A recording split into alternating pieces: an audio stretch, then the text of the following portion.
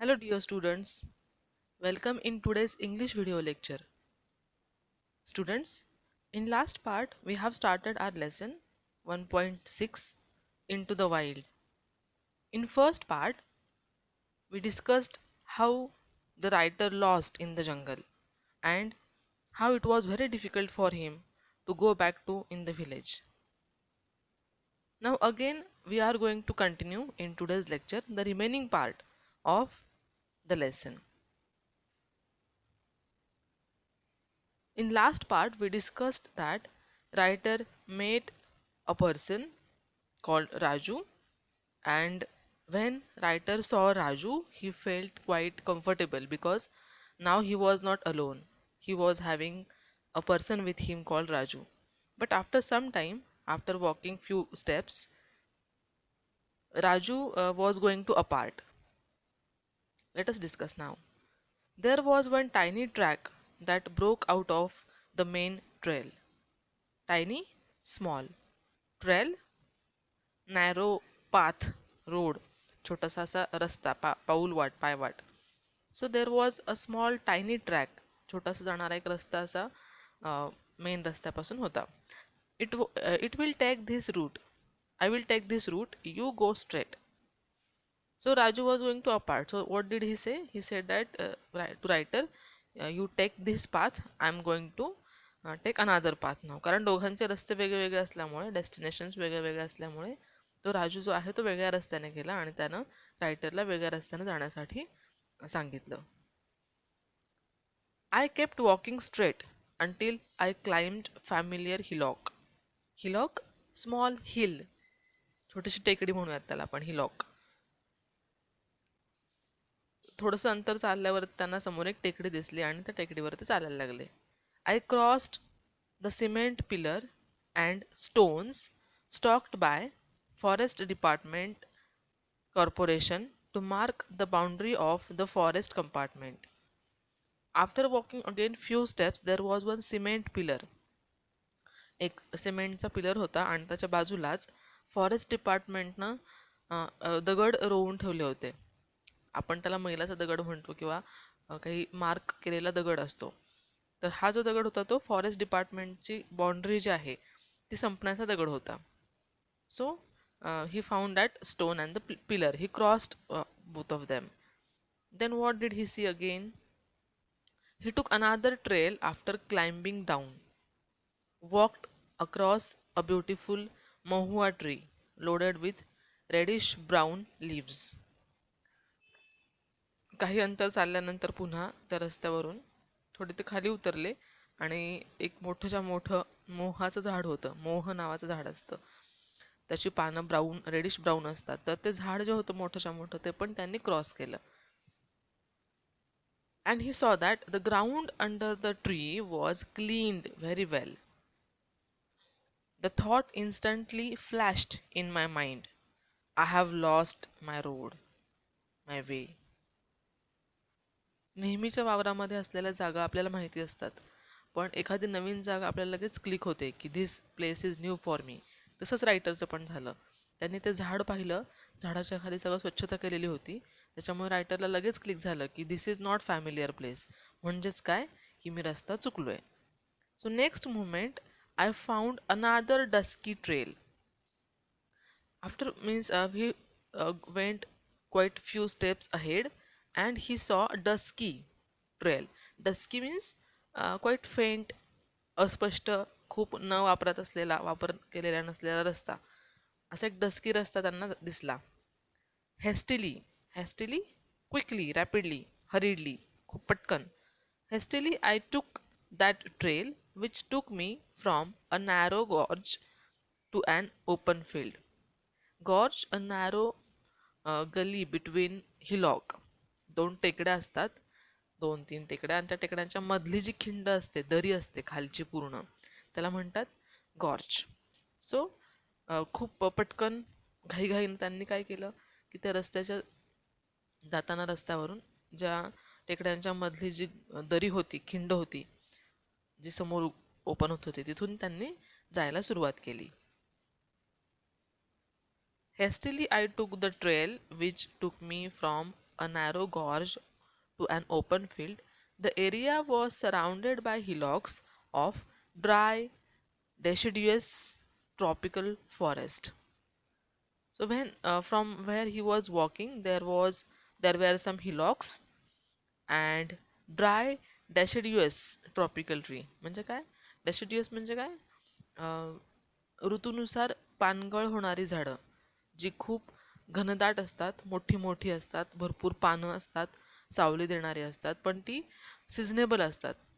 ठराविक सीझन्सला ती त्यांची पानगळ होते. तर अशी झाडं होती सगळी तिथे. Tropical forest. I turn back to spot the sun. सूर्यास्त व्हायला वेळ आली होती, त्याच्यामुळे त्यांनी मागे वळून पाहिलं की नक्की सूर्य जायला अस्त व्हायला किती वेळ आहे अजून. Now the geographical west was set. The dusky trail had vanished. Good heavens, I was lost, completely lost in this jungle, that too at a very dreadful time. The sun was melting down like a fleeting runner. Now it was very difficult, horrible situation. Why? Because it was sunset time. You can in the image you can see एका जंगलामध्ये अनोळखी ठिकाणी खूप घनदाट जंगल आहे अशा ठिकाणी writer होते आत्ता ह्या क्षणी आणि इट वॉज सनसेट टाईम. सूर्य जवळजवळ अस्ताला गेला होता. हळूहळू आता पूर्ण अंधार पडू लागला होता. रस्ते धुसर झाले होते आणि रायटरला रिअलाइज झालं की this is not familiar place. I have lost. मी ह्या जंगलामध्ये हरवून गेलोय आता. You can imagine the situation. म्हणजे माणूस मोठा असो लहान असो, when he is in the forest, forest, number of wild animals, unfamiliar insects and all that. So किती मोठा माणूस जरी असेल तरी जंगलामध्ये गेला, अशा ठिकाणी हरवला तर त्याला नक्कीच भीती वाटणार. So here writer was really very frightened. And when he came to know that he has lost the way, अजूनच त्यांना भीती वाटायला लागली की आता रस्ता पण सापडत नाहीये, अंधार पण पडायला लागलाय आणि हा रस्ता तर ओळखीचा नाहीये. How to go back in the village. So it was very dreadful time. Dreadful time का म्हटलंय? कारण सूर्यास्ताला चाललाय ना, मग अंधार पडणार, आता रात्र होणार. That time is called as dreadful time.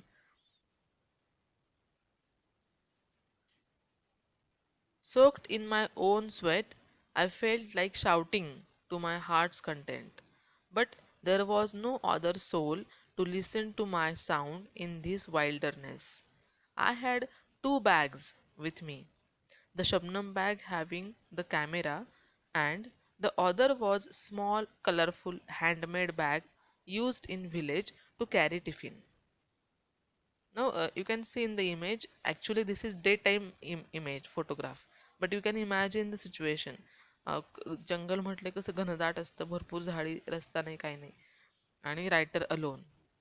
So obviously he was soaked. घाम यायला लागला खूप जास्त. टेन्शन असल्यावर ते घाम येतो आपल्याला, sweating. I felt like shouting to my heart cut. असताना वाटलं की खूप जोरात ओरडावं की कोणीतरी वाचवा किंवा रस्ता सांगा वगैरे, पण त्या जंगलामध्ये कोण असणार आहे ऐकायला? There was nobody to listen. त्यांच्याकडे दोन बॅग्स होत्या. एक शबनम बॅग तुम्ही पाहिली असेल, वन साईड असते ती, सोशल वर्कर्स वगैरे घेतात शबनम बॅग. बॅगमध्ये कॅमेरा आणि colourful hand, sorry, there was camera and other small colourful things. आणि त्याच्यासोबत अजून एक बॅग होती, कलरफुल बॅग, ज्याच्यामध्ये ते टिफिन आणायचे. So he had two bags and he was trying to search the road. The tiffin still had some stuff, food, but I didn't feel like having it. Though he was hungry, though he had food with him, he could not eat. तुम्ही imagine करू शकाल की अशा घाबरलेल्या अवस्थेत कोणी काही खाऊ शकत नाही. सो त्यांना पण ते खाण्याची इच्छा पण झाली नाही. The blossoming बॉक्सवूड tree. In first image students you can see the tree, that leaf and all that. Boxwood नावाचे ट्री असतं ते. The blossoming boxwood tree, the boop boop sound of cosel bird, आपण त्याला भारद्वाज पक्षी असं म्हणतो. The song of robin bird, robin hood नावाचा bird जो असतो तो, third image. All appeared a line to me. Means it was very means day to day's life, no? जंगलामधले पक्षी प्राणी वगैरे त्यांना ते नेहमीच आहे, पण रायटरला जरी हा पक्षी ओळखीचा असेल, भारद्वाज किंवा तो पक्षी रॉबिनहूड, आता हे सगळे पक्षी प्राणी वगैरे रायटरच्या खरं तर ओळखीचे आहेत. But now at this situation as he was lost, it was very difficult for him to be familiar with these birds. सगळं त्यांना अनोळखी वाटत होतं. अलाईन, अनोळखी, अपरिचित. It was more than an hour, and I was still there searching for a suitable tree to climb and get secured. Now, you can imagine, संध्याकाळची वेळ आहे, पूर्ण अंधार पडायला लागलाय आणि रस्ता तर सापडत नाहीये. पुढे काय असणार आहे, किती गाव, काहीच माहीत नाहीये. मग अशा वेळेला स्वतःला सेफ ठेवण्यासाठीचा ऑप्शन काय होता त्यांना, तर झाडावर चढून बसणं. So he was searching for a safe suitable tree and get secured. Turn back to the trail you left. My mind was telling me. काय होतं कधी कधी when we are in difficulty, when we are in any trouble, we are in confusion, आपलंच मन आपल्याला खूप सारे options देत राहतं. त्यांना काय वाटलं एकदा मनातून, त्यांचं मन काय म्हटलं की आपण परत वळूयात आणि पुन्हा वेगळा रस्ता घेऊयात. So turn back to the trail you left, my mind was telling me. But there were no signs of the trail. पण आता आता अंधार पडल्यामुळे मागे काही दिसत पण नव्हतं. I had no other way to climb the hillock before me. समोरच त्याने टेकडी दिसली, त्याच्यामुळे टेकडीवर चढण्याशिवाय त्यांना पर्याय नव्हता. There were more hillocks and some more around the one I was standing. You can imagine when it is a forest, खूप असं सलग सपाट फॉरेस्ट नसतं. छोट्या छोट्या टेकड्या असतात, खास खलगे असतात, दऱ्या असतात, झाडं असतात खूप सारी, मध्येच झरा असतो एखादा. असो ज्या ठिकाणी ते उभे होते त्या ठिकाणी खूप साऱ्या लहान लहान टेकड्या पण होत्या आजूबाजूला. After around 50 steps, I found a bright red soil trail. जवळपास एक 50 पावलं पुढे गेल्यावरती त्यांना काय दिसलं, तर एक ब्राईट रेड सॉइल ट्रेल, लाल मातीचा एक रस्ता दिसला. I found my silver lining on this trail.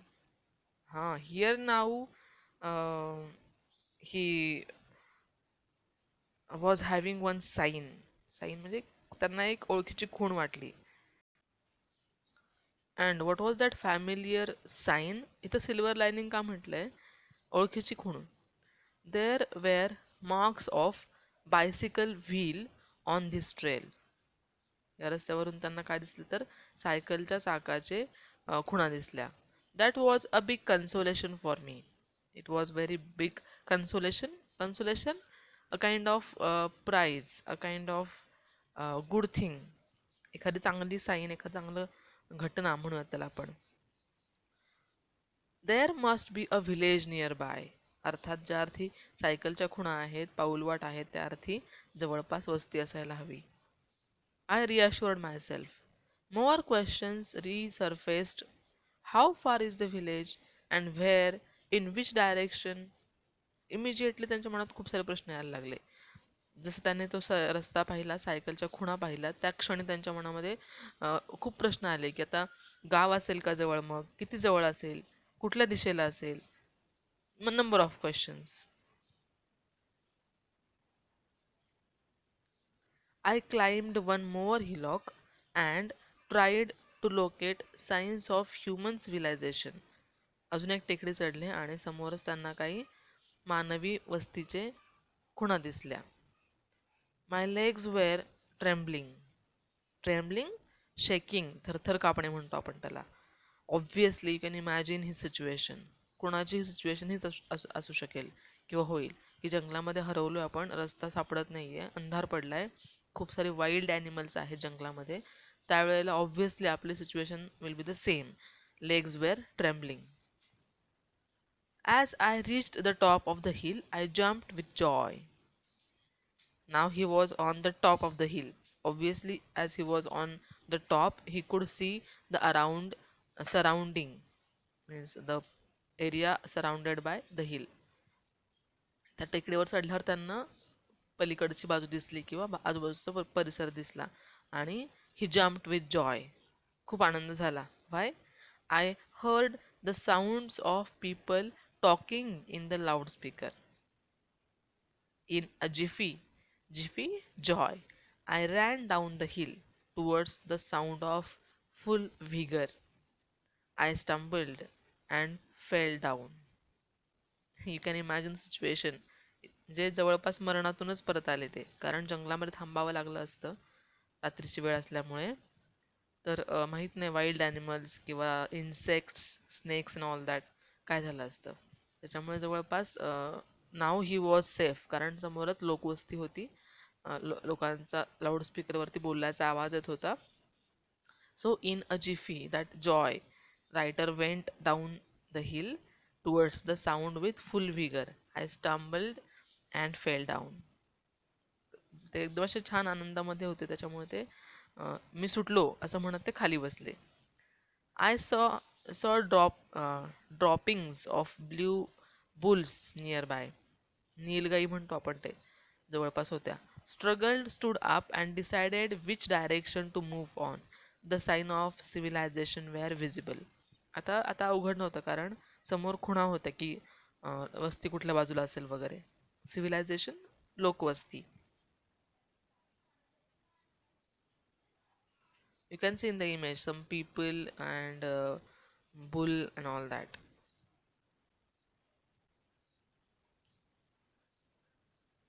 The tiny sleepy village of Pitezhari was visible through the greenwood. त्या गावाचं नाव काय होतं? Pitezari. The lantern of Rajaram Bhalawij farm. Lantern, दिवा कंदील म्हणतो आपण. तिथले एक गावकरी असतात, राजराम भालवी. त्यांचं जे शेत होतं तिथे, शेतामध्ये त्यांनी कंदील लावून ठेवलेला असायचा. तर तो कंदील त्यांना दिसला. The loudspeaker installed for Keshav Bhalwij marriage. All were clear in sight. एक केशव भालवीज नावाचे ग्रामस्थ होते, त्यांच्याकडे लग्न होतं आणि तिथे लाऊडस्पीकर पण लावलेला होता. त्याचा पण आवाज त्यांना आला. Turn left to spot the village lake and familiar hillock Sehudaki नावाचं जे काही छोटी टेकडी होती, ती टेकडी पण त्यांना दिसली. गावातलं जे काही लेक होता, तळं होतं गावाचं, ते पण त्यांना दिसलं. हे सगळे all these are familiar signs, ओळखीच्या सगळ्या खुणा. The dog barked to welcome me to the village. Quite humorous sentence, no? Dog barked to welcome me to the village. आता त्यांना त्या कुत्र्याच्या भुंकण्याचं काही वाटलं नाही. एरवी आपण जर चाललो असेल तर कुत्रं भुंकल्यावरती वी फील क्वाईट फ्रायटन्ड, थोडीशी भीती वाटते. पण आता मात्र हे आनंदी होते, because dog was more better than tiger. So here the dog barked to welcome me to the village. The first thing I did was to take a bath. Obviously, now he was very safe. So, as soon as he reached the home, he had a bath. The shaking of limbs had lessened a bit. Limbs, त्यांचे जे पाय होते ते थरथर कापत होते, कारण very dreadful experience, very horrible experience. कुठल्याही अवघड सिच्युएशनला जर आपण असू तर ऑब्व्हियसली आपले हातपाय थरथर कापतात. पण आता मात्र हे सेफ होते, त्यामुळे ते हातपाय थरथर कापणं जरा कमी झालं होतं. The stomach ache started again. आता त्यांना भुकेची जाणीव झाली. पूर्ण दिवसभर काही खाल्लेलं पण नव्हतं. जरी डबा सोबत होता तरी ते खाऊ शकले नाहीत, कारण very dreadful situation. But now as he was safe, as he was at his home, आता त्यांना भूक लागली होती. Ate to the full and then slumped onto the cot. Now he was very comfortable. So he ate to the full, भरपूर पोट भरून जेवण केलं. And then slumped in onto the cot. तुम्ही गावाकडे पाहिलं असेल, छान बेड वगैरे नसतात, तर कॉट असतात. कधी कधी लाकडी असतात, कधी कधी लोखंडाच्या बांधलेल्या बाज असतात, बाजा म्हणतो त्याला आपण. त्याच्यावर ते छान झोपले. Lying awake looking at the star-studded sky. You know, star-studded sky. Can you imagine the situation? छान अंगण आहे, अंगणामध्ये ती कॉट आहे, त्याच्यावर ते झोपलेले आहेत. आकाशाकडे बघतायत आणि विचार पण करतायत.